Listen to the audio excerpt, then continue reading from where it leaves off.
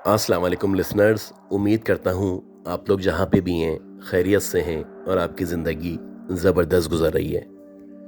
अगर आप लोगों ने अब तक मेरे चैनल को सब्सक्राइब नहीं किया तो मैं आपसे रिक्वेस्ट करता हूँ कि इस चैनल को प्रमोट करने के लिए, मुझे सपोर्ट करने के लिए ना सिर्फ इस चैनल को सब्सक्राइब करें, बल्कि अगर मुमकिन हो तो अपने सर्किल में, अपने दोस्तों में इस चैनल को इंट्रोड्यूस करवाएं।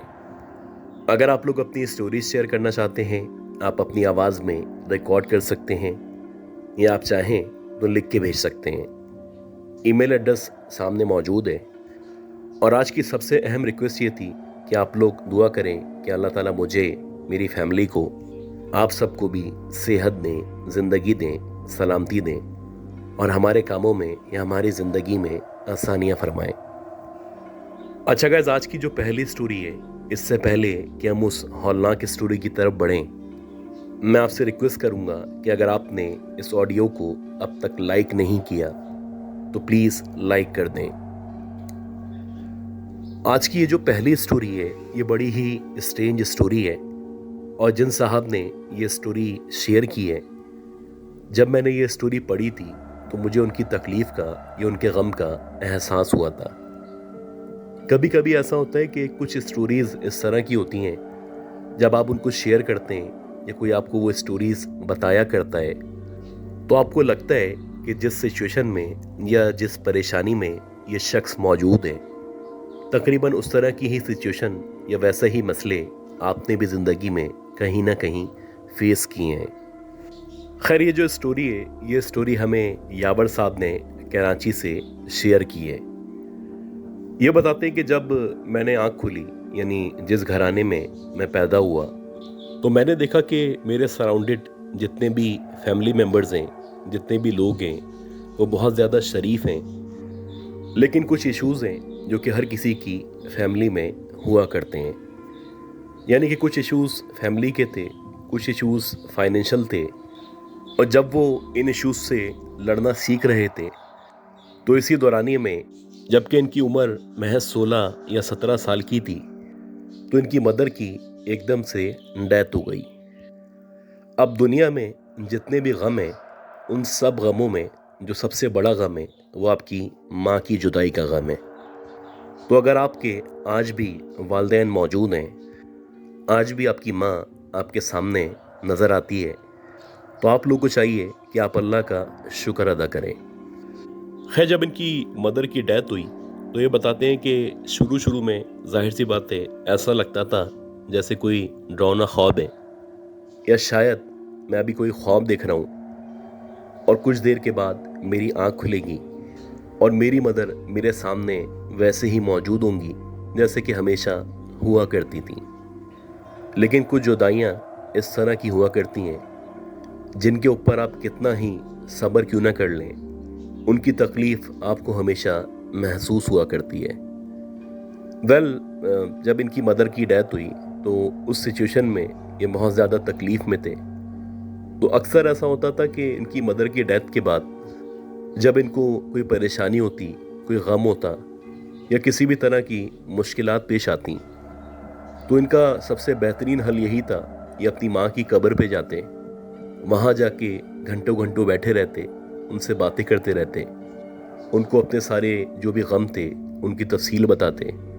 और इनको यकीन था कि जब मैं अपनी मदर को ये सब चीज़ें बताता हूँ तो मुझे वहाँ पे बैठे बैठे एक अजीब सा सुकून है जो महसूस होना शुरू हो जाता है। वैसे ही एक दफ़ा ऐसा हुआ कि कुछ फैमिली इश्यूज़ थे, कुछ मसले थे जो इनके घर में चल रहे थे। तो रात को मगरिब के बाद इनको एकदम से अपनी मदर की याद आने लगी। हमेशा जब भी ये कब्रिस्तान जाते थे तो इनकी कोशिश होती थी कि मगरिब से पहले पहले वहाँ पे जाएं और वहाँ से वापस आ जाएं। लेकिन आज कुछ गम इस तरह का था या परेशानियाँ इस तरह थीं कि इन्होंने टाइम को देखने के बजाय अपनी माँ की कब्र पे जाना बेहतर समझा। बहरहाल मगरिब के बाद जब ये कब्रिस्तान पहुँचे तो कब्रिस्तान मुकम्मल तौर पे वीराने में डूबा हुआ था। एक पुरस्रार खामोशी थी, एक अजीब सी वहशत थी जो कि ना सिर्फ कब्रिस्तान में मौजूद थी, बल्कि ये जो खौफ था ये इनको बार बार कह रहा था कि अभी अंदर जाना ठीक नहीं है। बहरहाल इनके पास मोबाइल टॉर्च मौजूद थी, तो उस मोबाइल टॉर्च के ज़रिए ये रास्ता देखते हुए जैसे तैसे अपनी माँ की कब्र पे पहुँच गए। ये बताते हैं कि जैसे ही मैं अपनी माँ की कब्र पे पहुँचा, तो वहाँ जाते ही मैंने जो भी मेरे गम थे, जो भी परेशानियाँ थीं, वो उनको बताना शुरू कर दी। और उसके कुछ देर बाद जब मेरी आंखें भर आईं, तो मैंने अपनी आंखों को बंद किया और मुसलसल कुछ देर तक रोता रहा। तकरीबन 5 मिनट तक जब मैंने मुसलसल अपनी आंखें बंद रखीं, तो उसके बाद मुझे ऐसा लगा कि एकदम से एक ठंडी सी हवा है जो कि ना सिर्फ मेरे अतराफ में चलना शुरू हुई है, बल्कि ऐसा लग रहा है कि मुझे हल्की हल्की सी ठंडक महसूस होना शुरू हो चुकी है। अब आम तौर पे जो लोग कब्रिस्तान में जाया आया करते हैं, उनको पता होगा कि कब्रिस्तान में एक अजीब सी ठंडक वैसे भी मौजूद हुआ करती है।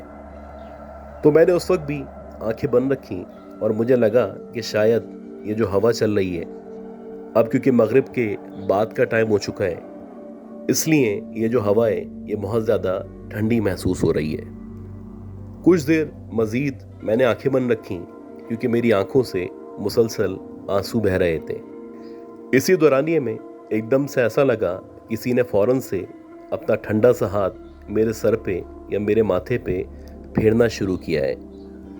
अब मैं क्योंकि गम का मारा था, बहुत सारी परेशानियां मेरे साथ मौजूद थीं, तो मुझे ऐसा लगा कि आज मेरी दुआएं रंग ले आई हैं और शायद जो मेरी माँ है वो मेरे पास वापस आ चुकी है।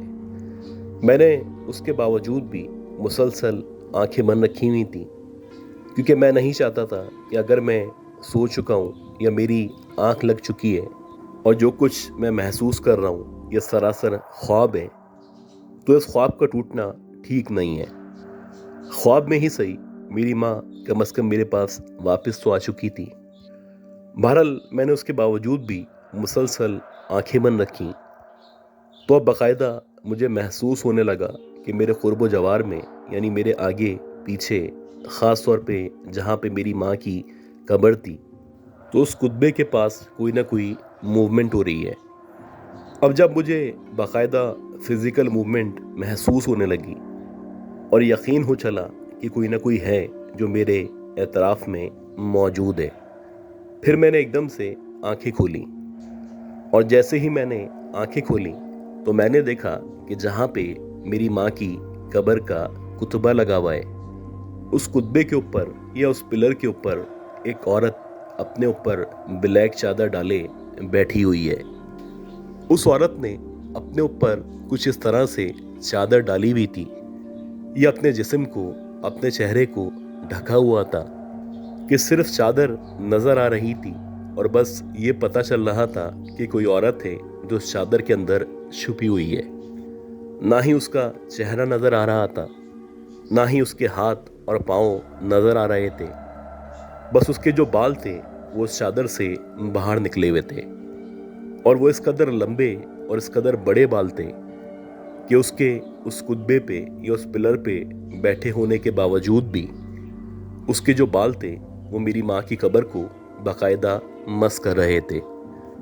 अब जैसे ही मैंने इस तरह की औरत को वहाँ पे देखा, तो सबसे पहले तो यही लगा कि जिसको मैं अपनी माँ समझ रहा था, या मुझे लग रहा था कि जैसे मेरी मदर वापस आ चुकी हैं, ऐसा कुछ भी नहीं है। शायद मैं किसी मुश्किल में या किसी परेशानी में घिर चुका हूँ। अब मैं वहाँ से उठना चाह रहा था, वापस पलटना चाहता था, क्योंकि अब मुझे डर लगना शुरू हो चुका था। तो इसी दौरानिए में उस औरत ने अपने मुंह को चादर के अंदर छुपाए हुए एकदम से मुझे बोला कि तू इतनी रात में कब्रिस्तान क्यों आया है। और जब मैंने पहली दफ़ा उस औरत की इतनी खौफनाक आवाज़ सुनी, तो मुझे यकीन हो चला कि ये जो औरत मेरे सामने मेरी माँ की कब्र के कुतबे पे बैठी हुई है, ये यकीनन मेरी माँ तो नहीं हो सकती। अब मैं वापस पलटना चाहता था, मैं वहाँ से भागना चाहता था, लेकिन ऐसा लग रहा था मेरे पाँव वहाँ पे मुंजमद हो चुके हैं। खैर जैसे तैसे करके जब मैंने उठने की कोशिश की तो इस दौरानिए में जो भी कुरानी आयत या जो भी आयतुल कुर्सी मुझे याद थी, मैंने उसकी तिलावत शुरू की। और जैसे ही मैंने आयतुल कुर्सी पढ़ना शुरू की तो मुझे बाकायदा पीछे से किसी बुजुर्ग ने या किसी आदमी ने आवाज़ दी, और जिसने आवाज़ दी थी उसने ये कहा था, बेटा वापस पलटो, वहाँ पे इतनी रात में मत बैठो। अब मैं जब वापस पलटा तो वापस पलटने पे वहाँ पे ना ही कोई बुजुर्ग मौजूद थे और ना ही कोई शख्स वहाँ पे खड़ा हुआ नज़र आ रहा था। बहरहाल जैसे ही मैं वापस पलटा और वापस पलटने पे जब मुझे कुछ भी नज़र नहीं आया तो अब मैंने दोबारा से अपनी माँ की कब्र की तरफ देखा, और मुझे यकीन था कि जब मैं दोबारा से पलट के उस औरत की तरफ देखना शुरू करूँगा तो वहीं पे उसी कुत्बे पे वैसे ही बैठी हुई नज़र आएगी। लेकिन अजीब बात ये थी कि जब मैंने पलट के अपनी माँ की कब्र के कुत्बे पे देखा तो अब उस जगह पे ना ही कोई औरत मौजूद थी और ना ही ऐसा लग रहा था कि अब से कुछ सेकंड पहले यहाँ पे कोई औरत बैठी हुई थी। खैर, ये देखने के बाद मेरी जान में जान आई, और जैसे तैसे गिरता पड़ता जब मैं कब्रिस्तान से बाहर निकला तो कब्रिस्तान से बाहर निकलते ही सामने एक मस्जिद मौजूद थी।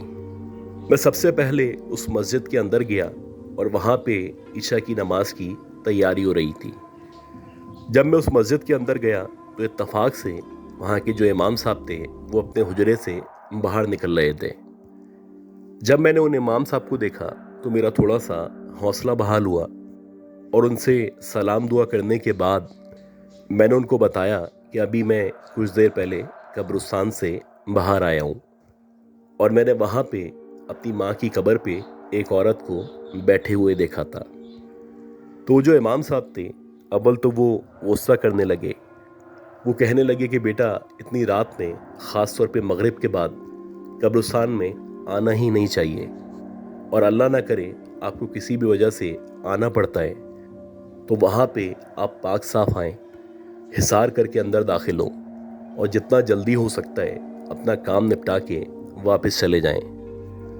और दूसरी सबसे अहम बात यह है कि कहा जाता है कि कब्रिस्तान के अंदर रोने से या तन्हाई में रोने से इस तरह की जितनी भी बुरी मखलूक़ात होती हैं वो आपको अपने काबू में या अपने ताबे करने की कोशिश करती हैं। ये तो आपकी किस्मत अच्छी थी, या आप कह सकते हैं कि आपकी जो माँ की दुआएं थीं वो आपके साथ थीं, वरना हो सकता है कि वो जो औरत है अगर आपको अपना चेहरा दिखा देती तो आप उसका खौफनाक चेहरा देखने के बाद वहीं पे ही अपनी जान से हाथ धो बैठते। ये जो बात थी ये बड़ी माकूल बात थी। खैर, उसके तकरीबन आधे घंटे तक मैं इमाम साहब के पास ही रहा। मैंने उनकी इमामत में जमात भी अदा की, और नमाज़ पढ़ने के बाद उन्होंने मुझ पे काफ़ी देर तक दम दुरूद किया।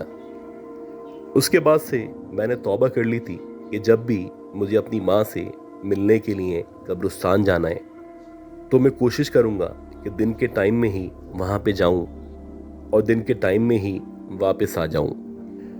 हालांकि अपनी माँ को जैसे कि मैं हमेशा जाके रो रो के अपनी बातें बताया करता था, तो ये सब ना करने से मुझे काफ़ी अरसे तक बहुत तकलीफ़ हुई।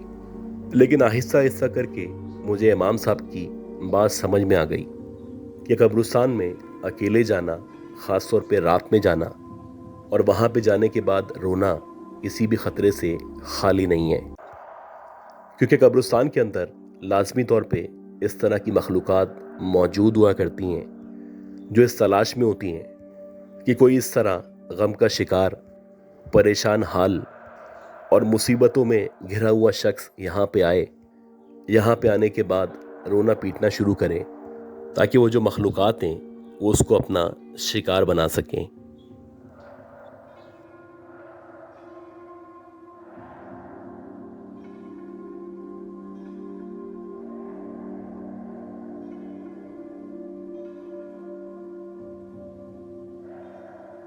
अच्छा गाइस, आज की ये जो स्टोरी मैं आपको शेयर करने वाला हूँ, ये स्टोरी हमें आबिद साहब ने अब से तकरीबन 4 या 5 महीने पहले शेयर की थी। बदकिस्मती से जब उन्होंने ये स्टोरी मुझे शेयर की थी तो मुझे उसके 2 या 3 दिन के अंदर अंदर इसको अपलोड करना था, लेकिन कुछ वजूहात की बिना पे मैं उस दिन इसको अपलोड नहीं कर सका था। अब बहरहाल जब उन्होंने मुझे रिमाइंड करवाया तो मैं आज ये स्टोरी आपके साथ शेयर करने वाला हूँ। आबिद साहब बताते हैं कि ये हमारे सब्सक्राइबर तो हैं ही, इसके अलावा इनके साथ 2016-17 में कुछ इस तरह के वाक़यात पेश आए थे जिनकी बुनियाद पे इनको यकीन है कि इस दुनिया में जो भी जन्नात के, भूतों के, चुड़ैलों के या इस तरह के वाक़यात ज़िक्र किए जाते हैं तो उनकी यकीनन हकीकत मौजूद है। ये बताते हैं कि 2016 और 17 में जब इनका जो बिज़नेस था वो बहुत ज़्यादा ग्रो कर रहा था, तो जैसे कि हुआ करता है कि जब आप कामयाब होते हैं तो आपके दोस्तों के साथ साथ आपके दुश्मनों में या हासिदीन में इजाफा हो जाया करता है। तो वैसे ही इनकी फैमिली के कुछ लोग थे जो इनके अपने सगे थे, उन लोगों ने इनसे हसद करना शुरू कर दिया था। बज़ाहिर तो वो सही तरह मिलते, सामने हंसते, बातें करते, लेकिन पीछे वो इनको नुकसान पहुंचाने की या इनके खिलाफ साजिश करने की कोशिशें किया करते थे। और ऐसा ही हुआ कि जब उन लोगों ने, जो कि 5 या 6 लोग थे, मिलके इनके खिलाफ साजिशें करना शुरू की तो उसके बाद से ही मुख्तलिफ नुकसानात इनको पहुंचना शुरू हो गए। आबिद साहब बताते हैं कि देखते ही देखते मेरा जो बिज़नेस जो कि पीक पे था, आहिस्ता आहिस्ता करके उसमें नुकसान होना शुरू हो गया। और ये जो भी नुकसान हुआ करता था इसकी कोई वजह नज़र नहीं आती थी। ऐसी ऐसी बातें होती कि जिन पे यकीन करना मुश्किल होता। मिसाल के तौर पे इनको एक ऑर्डर मिला जो कि तकरीबन 15 से 16 लाख के दरमियान का ऑर्डर था। जो पार्टी थी जिन्होंने इनको ऑर्डर दिया था उन्होंने एडवांस पेमेंट कर दी और इन्होंने उस पार्टी की जो भी रिक्वायरमेंट थी उसका माल बनाना शुरू कर दिया। ये बताते हैं कि जब इन्होंने उनका माल बना के तैयार कर दिया तो जो पार्टी थी जिसको ये माल ख़रीदना था, जिसने ऑलरेडी एडवांस पेमेंट की हुई थी, वो इनको फोर्स करने लगी कि अब हमें इसकी ज़रूरत नहीं है, लिहाजा हमारे जो पैसे हैं वो वापस कर दें और ये जो भी माल आपने बनाया है ये हमारे बजाय किसी और पार्टी को सेल कर दें। हालांकि ये जो गलती थी ये सरासर उस पार्टी की गलती थी। जब आप ऑर्डर दे चुके हैं, पेमेंट कर चुके हैं और आपका कहा हुआ माल भी रेडी हो चुका है तो अब पैसे वापस करने की कोई वजह नहीं बनती। लेकिन वो जो पार्टी थी या जो भी वो कस्टमर था उसने मुख्तलिफ तरीक़ों से, ख़ास तौर पे सियासी तरीक़ों से आबिद साहब को मजबूर करना शुरू कर दिया कि उनको किसी भी कीमत पे पेमेंट वापस करनी पड़ेगी। और ऐसे ही हुआ कि बिला आखिर थक हार के डर की वजह से उन्होंने जो पेमेंट थी न सिर्फ वापस की बल्कि इसके साथ साथ नुकसान भी बर्दाश्त किया। खैर इसी तरह आहिस्ता आहिस्ता करके बहुत सारे नुकसानात हुए और जब इन्होंने मुख्तलिफ लोगों से रब्ता किया और रूहानी तौर पे जब चेक करवाया तो इनको पता चला कि इनके अपने सगे इनको बर्बाद करने के लिए या इनकी नाकामी के लिए इनके कारोबार पे बंदिश या जादू करवाना शुरू हो चुके हैं। ये बताते हैं कि मैं मुख्तलिफ जगह गया, मुख्तलिफ लोगों से मैंने इलाज करवाया, लेकिन देखते ही देखते जो मेरी सूरत हाल थी वो ख़राब से ख़राब होती चली गई। बिला आखिर मुझे कराची के अंदर एक साहब का पता चला और उन साहब ने मुझे बताया कि इसके लिए मैं आपको एक तरीका बताऊंगा और उस तरीके के मुताबिक आपको एक पर्चा दूंगा। ये पर्चा आपको कब्रिस्तान के अंदर लेके जाना है और वहाँ पे जाने के बाद इन तमाम लोगों के नाम लिखने और नाम लिखने के बाद आप इस पर्चे को कब्रिस्तान के अंदर फेंक दीजिएगा। ये बताते हैं कि जैसा जैसा वो कह रहे थे वैसा वैसा मैंने करना शुरू कर दिया था और जैसे ही मैंने ये सब करना शुरू किया तो देखते ही देखते वो तमाम लोग जो इसके पीछे इन्वॉल्व थे 1 महीने के अंदर अंदर ना सिर्फ उनके अंदर तब्दीली आना शुरू हुई बल्कि उन्होंने एक एक करके मेरे घर पे आके मुझसे माफ़ी मांगी उन्होंने इकरार किया कि उन लोगों ने मेरे ऊपर जादू या इस तरह की कोई ना कोई बंदिश की थी। वाकई में कभी कभी ऐसा होता है कि आपको किस्मत से कुछ इस तरह के लोग मिल जाते हैं जो ना सिर्फ आपकी परेशानी को समझते हैं, बल्कि वो कोशिश करके आपकी तकालीफ को दूर करने की कोशिश करते हैं। और अजीब बात यह है कि आपको वो जो तकालीफ मिल रही होती हैं, उन तकालीफ के पीछे आपके अपने ही आपके सगे शामिल होते हैं।